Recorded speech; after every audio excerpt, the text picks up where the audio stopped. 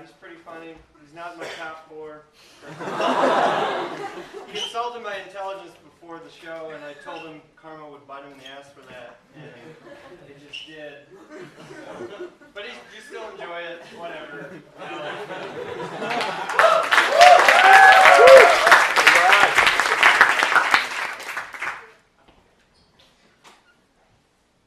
I wish the accepted students would wear labels.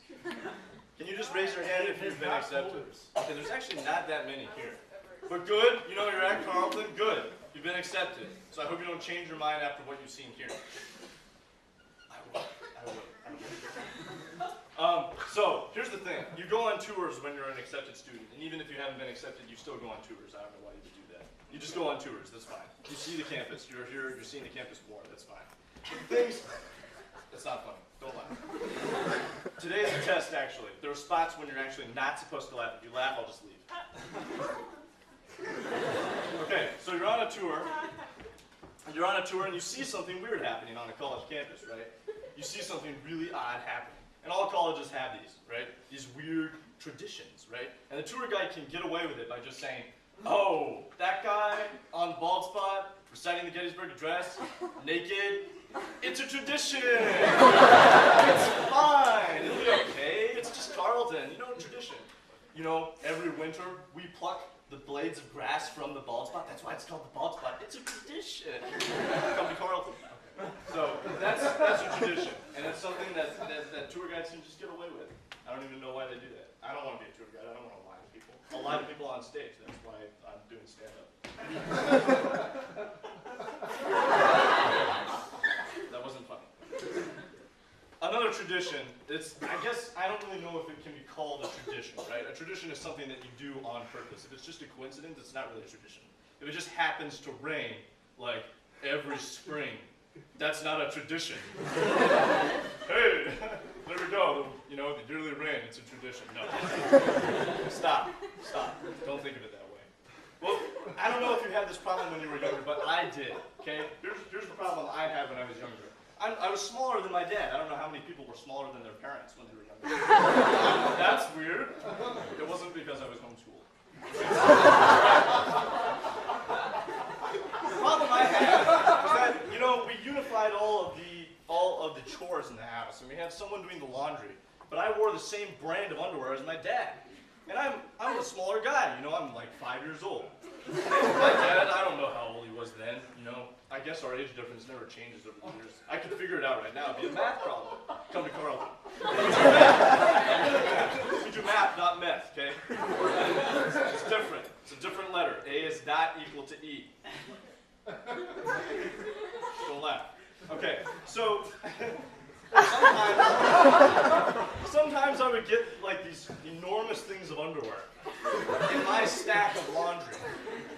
And I, being 5 and gullible, assumed it was still mine. I couldn't tell the difference. I didn't know. I had no sense of size. I couldn't tell, like, this is an older man. This is a bigger man. He's I don't know, so I wore them. I put them on, and I went the whole day not knowing that there was something a little bit wrong in my day. I would walk around like this underwear was like a tent around my thigh. I was just walking, and I was like, there's something weird. I couldn't put my finger on. I mean, I could put my finger on. That's nasty. Come to Carl. The thing is, I came up with a phrase that I feel like describes this really, really well. It's called too much freedom, not enough support. You can advertise that in so many different ways. No one walks like that when they're wearing underwear. I don't understand. Why did I do that? I don't know. Okay. Too much freedom, not enough support, all right? Okay. So another thing that happened to me when I was younger, a lot of things happened to me when I was young. Nothing happens to me now. At college, I don't know. So I was like 2, right? When I was young, until like the age of 10, I really didn't talk very much. I'm trying to make up for that now, so it's okay. But when I was like 2, I would go on car rides with my mother to the park. Yeah, I did go outside and things like that. So I was like 2, sitting in the back seat. And this is an important lesson for future parents, okay? Don't curse in the car when your child is listening, because your child is always listening. The baby is always listening. Okay, they don't know what the words mean, but they're listening to everything you say. Too much freedom, not enough support. So your baby's going to be saying that, just like an advertisement. Shut up. Babies, don't do this. God, why would you do that? So, okay, I'm sitting in the back seat, and my mom goes over like a particularly bumpy road, and I'm going up and down. And I'm a very serious child, okay? And I want you to know my voice was deeper then than it is now. When my voice changed, it actually rose. Okay? My voice broke and it went up. It was weird. I don't understand. You can ask anyone. Okay. So I'm sitting in the back seat. My mom's like, ah. And I say from the back, she hears a voice in the back say, shit. I'm a 2-year-old. Okay? I'm not an E-Trade baby. Right? I'm a regular guy. I'm a normal guy, right? And I just say, shit. She's like, oh, Alek. And I didn't have anything to say to that because that was my full vocabulary. So anything that happened to me, I would just say, shit. You know, too much freedom, not enough support. There's too much vocabulary freedom, not enough support, right? Okay, too many curse words. Another thing that I did when I was younger, this is actually a fun trivia fact for the accepted students. I don't know if you know this, but the Carleton grads made a little game called Oregon Trail. Now, I actually never played the first one. I played the second edition, which had movie sequences and things. It was all up to date and modern and everything like that. Had this great theme song. I don't know how many people have played Oregon Trail. A lot of people have probably played it. Remember this theme song? Okay, I'm not gonna sing the whole thing. Just play it in your head while I tell this joke. Okay, go. All right, so I like playing Oregon Trail, but there were a few scary things about it as a child. One of the scary things was that they had this one sound cue for anything that could happen that was bad.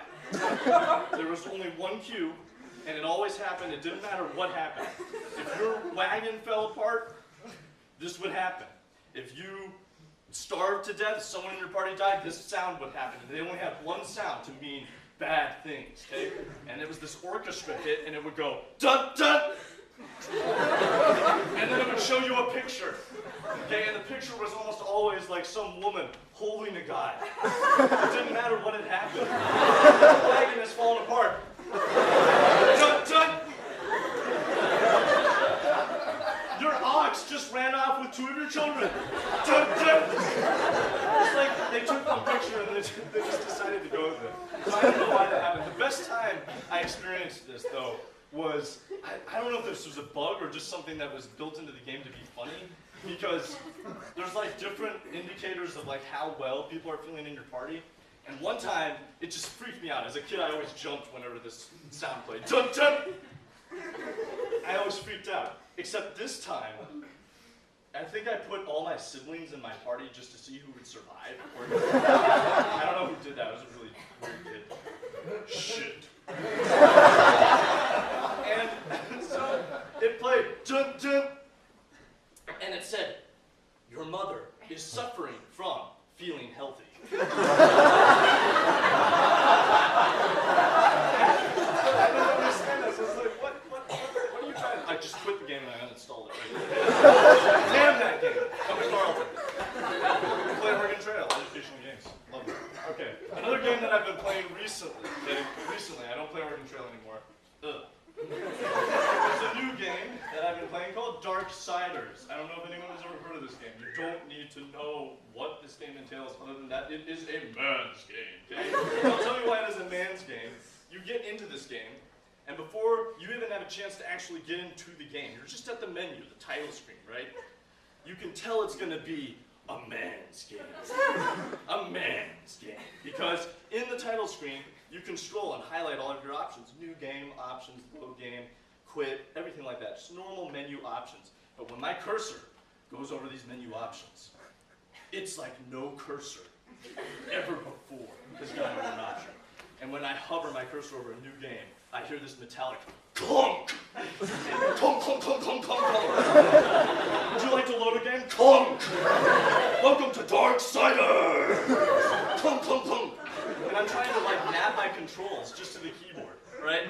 Because it's terribly set up. I'm just trying to map it, and all these clunks are happening as I scroll down. It's like clunk, clunk, clunk, clunk, clunk, clunk. Testosterone.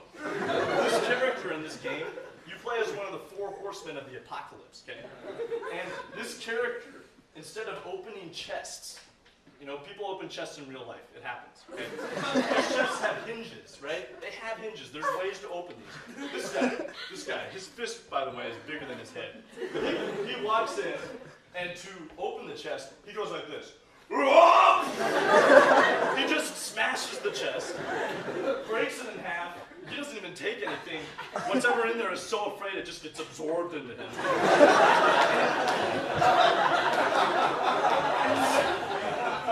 The way he opens doors, you get keys. Normally in games, it's very benign. You go up to a door, you go click, I walk in. Yeah. In Darksiders, you get a key with a massive skeleton face on it. And you shove it into the door, and the door's keyhole is an eye that starts bleeding in your face, and blood spurts everywhere. And I thought about how that would work at Carlton.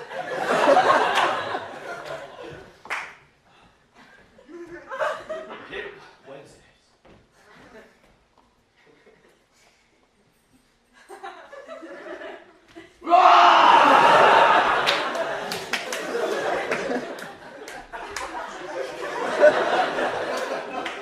So, yeah, that happened. I wish it did. I don't know. Maybe not in the winter. So it's just gratuitous. It's just gratuitous. I don't know why it's so gratuitous. Another thing that's so gratuitous are spam emails. And now, I have a confession to make.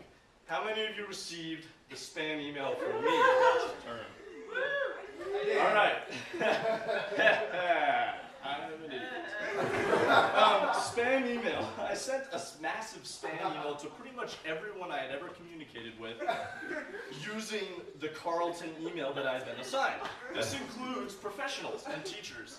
I sent this spam. I got up early in the morning. I got a spam email from Schnapp. Actually, this guy, this cripple, I broke his foot. After this happened. It still hasn't healed because I was playing Darksiders.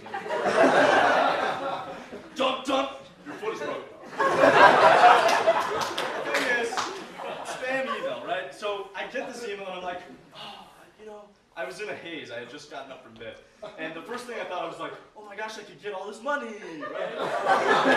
So I'm going to try and send it to the biggest number of people I can. So I go through very methodically and select everyone I have ever talked to. This includes McDonald's, Pandora. Pandora has got a copy of this. All these emails, all these people who don't care. And I send it to everyone. And then the replies start. I've sent it to over like 1,000 people just in one go. And people were sending things back like, I hate you, you're ugly, I don't want to ever see you again, I've never seen you before. But my favorite response was, Alek, we haven't seen each other in a long time. Give me a call. I just sent you a really obnoxious spam email that was developed in 1997. It's 2010. Oh, it was 2011. We do math here. I don't really know what that was all about. The internet is full of really, really stupid things. Like Facebook. Facebook still has not gotten around to updating the whole poking mechanism, right? Think about this in real life. This is so stupid, all right? Just random person standing there, pretend there's a random person. I go up, and I do this.